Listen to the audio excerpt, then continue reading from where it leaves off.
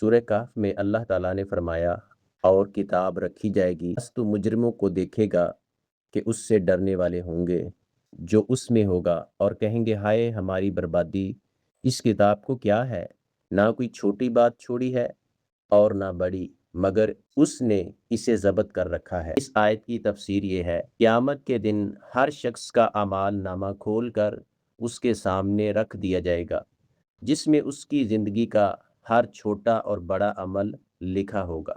جو کام دنیا میں کیے ہوں گے وہ اس کتاب میں درج ہوں گے۔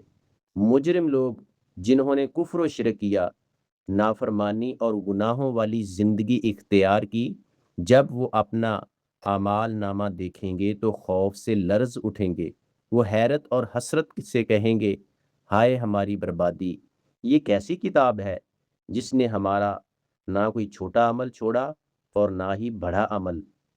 اس وقت انسان کو اپنے ظاہری اور چھپ کر کیے ہوئے اعمال کی اہمیت کا علم ہوگا۔